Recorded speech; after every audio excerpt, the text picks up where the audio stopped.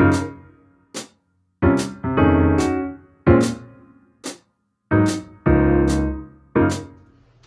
guys, welcome to I Get to Lose Weight channel.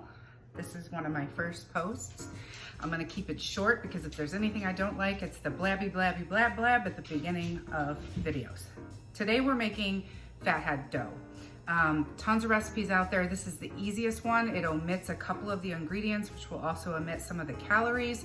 4 ingredients, or you can just do it with 2 ingredients. And I'm gonna show you how right now. Let's go. We have 1.5 cups of mozzarella cheese. We're gonna put this in the microwave for about 20 seconds, and then I'm gonna show you what happens after that. Okay, after 20 seconds, you're gonna take it out, and it's not gonna look like a whole lot has been happening, but you wanna stir it up, get all the bottom stuff, see how it's starting to melt right here, okay? So we wanna stir that up, and we wanna put it back in for another 20 seconds. Okay, result of the second 20 seconds. You'll see how it's melting and moving a little bit here. Okay, so now we're gonna take it, and I actually think that's gonna be enough. It's steaming and it's getting gooey. So we don't want it to get too gooey to where we can't work with it. So now what we're gonna do is we're gonna add 3/4 of a cup of almond flour. This is where I also like to add in my seasonings. So again, if you don't have these seasonings, you can use any seasoning you want. I like the Tuscan seasoning, and onion powder is always good. Sprinkle that in there as much as you want or as little as you want. Okay, and then I'll kind of shake it up a little bit. All right, now we've got our melty cheese. Okay, so we're gonna put that in there.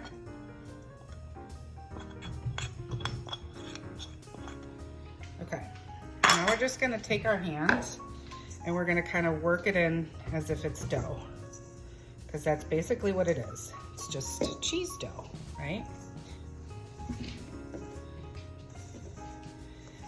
You're gonna have to kind of flatten it out and get all this flour on there. It might take you a minute.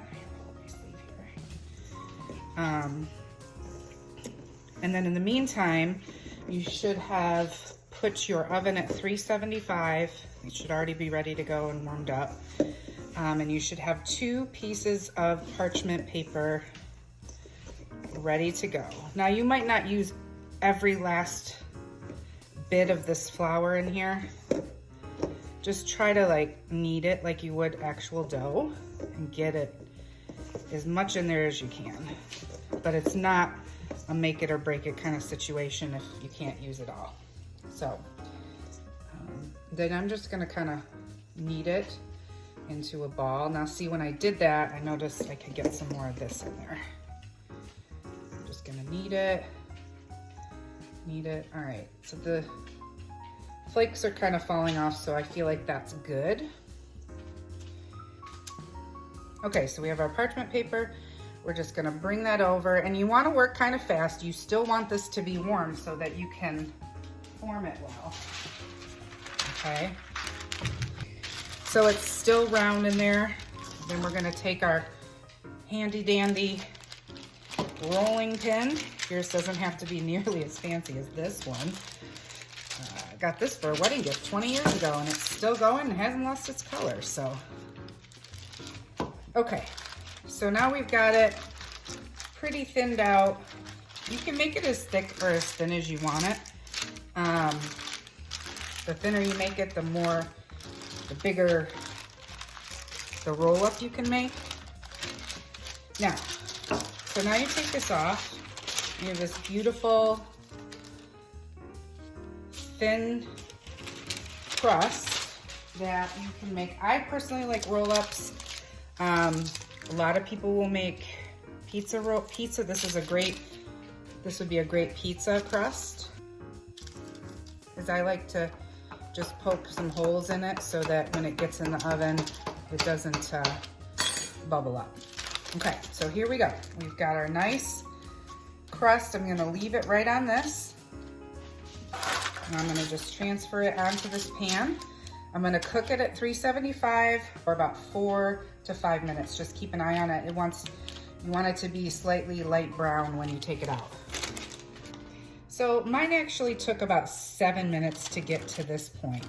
See how it's golden brown? It's not quite done here in the middle, but it is easily taken off of the paper, and that's what you want. You don't want it to be sticking. If it's sticking, it's not done yet. So as you can see, nice golden brown coming off of the paper very nicely there. Now, at this point, you can do whatever you want with it. You can make a pizza with it. You can put anything in the middle for time purposes, and just because honestly, one of my all-time favorites is just the Never Fail grilled cheese.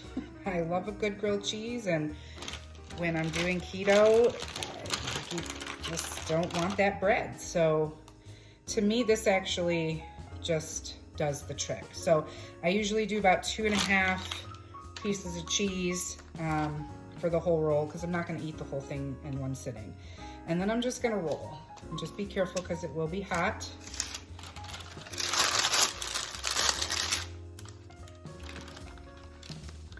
Okay. And then I'm gonna just reposition it here like that.